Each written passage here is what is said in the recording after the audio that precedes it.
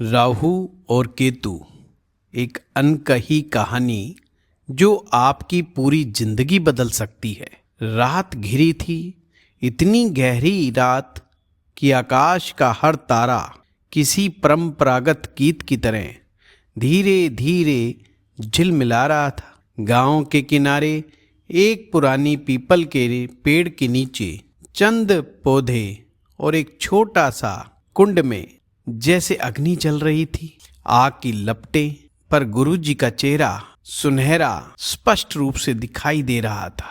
उनके सामने बैठा हुआ युवक आर्य आंखें फैलाए बैठा था, उस तरह से आंखें जो जीवन के प्रश्नों से भरी थी। आर्य ने एक लंबा सांस लिया और बोला, हे गुरुदेव, मेरी जिंदगी में अचानक से इतने उतार चढ़ाव क्यों आते हैं? कभी सब ठीक ठाक हो जाता है, फिर एक दिन ऐसा आता है कि सब कुछ छिन जाता है। प्यार में उलझन, नौकरी में चौंकाने वाले मोड़, कभी सफलता अचानक आ जाती है। क्या इसे किस्मत कहें या कुछ और? गुरुजी ने हंसते हुए कहा, आर्य, इसे किस्मत कहना आसान है, पर सत्य कुछ और ही है।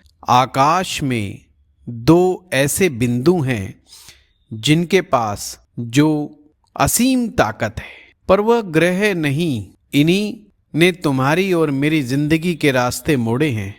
आज रात मैं तुम्हें इन्हीं शक्तियों के बारे में एक कहानी सुनाता हूँ। इन शक्ति का नाम है राहु और दूसरी केतु। यह कथा केवल पुराण नहीं, यह तुम्हारी आत्मा की कहानी भी है। आर्या ने जिज्ञासा से पूछा, वे कौन हैं गुरुदेव? राहु और केतु, आप मुझे उनके बारे में विस्तार से बताएं। गुरुजी ने कहा, बात उस दिन की है जब समुद्र मंथन की वह रात। तुमने पुराणों में तो वो कथा सुनी ही होगी, देव दानव संग्राम। परंतु आज मैं बात बताता हूँ जब देवता और असुर दोनों मिलकर समुद्र मंथन कर रहे थे और चाहत थी अमृत तत्व की। बात ये हुई, जब अमृत तत्व निकलेगा तो आधा देवता लेंगे, आधा असुर लेंगे। इस प्रकार से दोनों ही अमर हो जाएंगे। समुद्र मंथन हुआ, उस मंथन से अमृत तो निकला, परंतु देवता उस अमृत को राक्षसों को नहीं देना चाहते थे, असुरों को नहीं देना चाहते थे। इसलिए भगवान श्री हरि विष्णु जी ने मोहिनी का रूप धारण किया और अपनी माया से सबका मन भटका दिया। मोहिनी रूप में उन्होंने कहा कि इस अमृत को मैं ही बांटूंगा। सभी लोग एक स्वर में मान गए, क्योंकि अब उन्हें विष्णु जी नहीं दिखाई दे रहे थे, अपितु असुरों के दिमाग में तो यही चल रहा था कि ये तो मोहिनी है। और मोहिनी का रूप इतना गजब का था कि सभी लोग उसकी बात को मानते चले गए। परंतु एक चालाक असुर जिसका नाम स्वर भानु था, वो इस चाल को समझ गया। उसने देखा विष्णु जी यानी कि मोहिनी बार बार देवताओं को ही अमृत पान करवा रही हैं। उसे लगा कि केवल सोचने से कुछ ना होगा। उसने तुरंत अपना रूप बदल लिया और देवताओं का रूप धारण करके किसी भी तरह से वो अमृत पान कर लिया। स्वर भानु को सूर्य और चंद्रमा ने देख लिया और सूर्य चंद्रमा को लगा कि यार ये तो धोखा हो गया। उन्होंने विष्णु जी को ये बात सारी बता दी। विष्णु जी ने भी पलक झपकते ही अपना चक्र चला दिया और असुर का सिर शरीर से अलग कर दिया। इस प्रकार से ये शरीर दो भागों में बट गया। परंतु जब ये काटा, उससे पहले ही अमृत पान तो कर चुके थे। एक प्रकार से दोनों ही सिर और धड़ अमर हो गए। यही सिर बना राहु और धड़ बन गए केतु। गुरुजी बोले, यह कथा केवल एक कहानी नहीं, बल्कि ये एक प्रतीक है।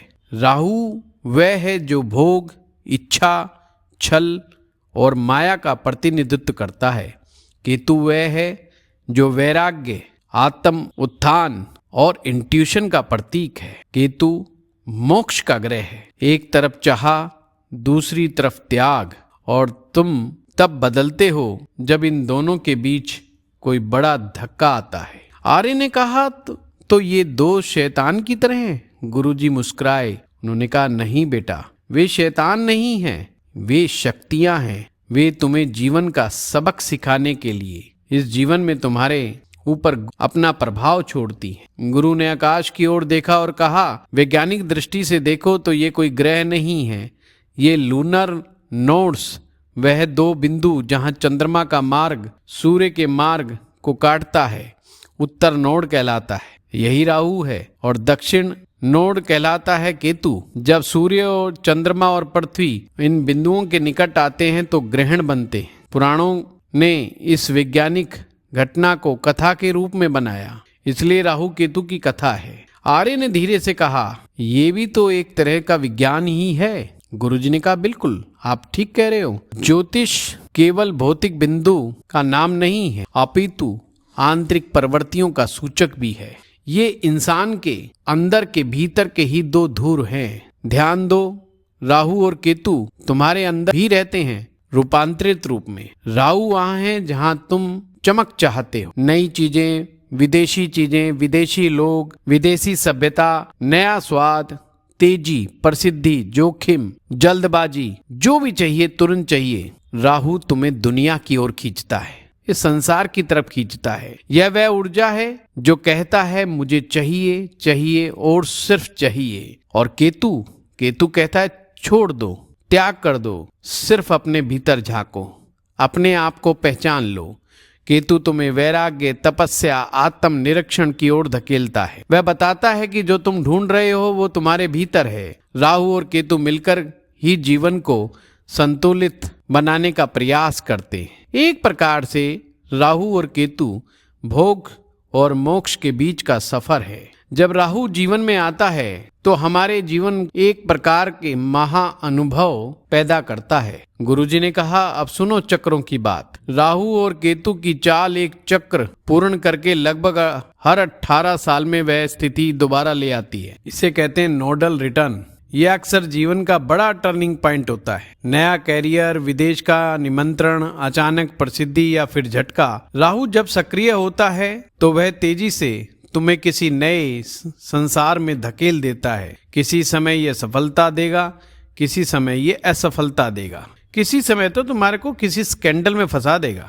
राहु 10वें भाव में कैरियर में असाधारण सफलता ला सकता है, पर लंबे समय तक टिकना मुश्किल कर देता है। आर्य ने पूछा, केतु का प्रभाव क्या होगा? केतु की दशा लोगों में सेपरेशंस का प्रभाव देती है। रिश्तों में दूरी, आदमी आध्यात्मिक झुकाव की तरफ जाने लगता है। कुछ लोग इस समय मन ही मन साधु बन जाते हैं और अपनी पहचान दुनिया से अलग थलग करना शुरू कर देते हैं। राहु तुम्हें नए अनुभव दिलाता है और केतु तुम्हें भीतर की यात्रा करवाता है। गुरु ने आंखें बंद करके कहा, एक युवक था, उसका नाम अर्जुन। राहु की दशा में अचानक उसे विदेश का प्रस्ताव मिला।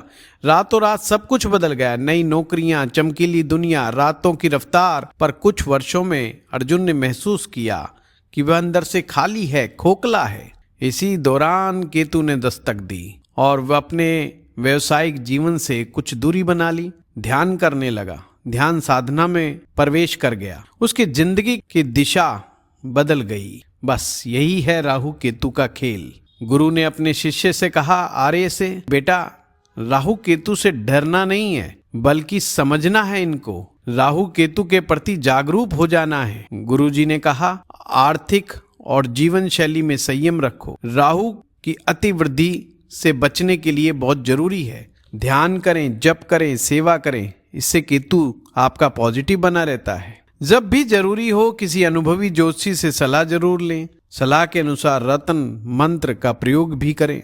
और महत्वपूर्ण ये है कि आपकी दिनचर्या नियमित होनी चाहिए। नित्य आत्म मंथन करें और भगवान का सिमरण करें। यही हमारे जीवन के विशेष कर्म होने चाहिए। मित्रों, ये आपको कथा राहु केतु की कैसी लगी हमें कमेंट बॉक्स में लिख के जरूर बताएं। धन्यवाद।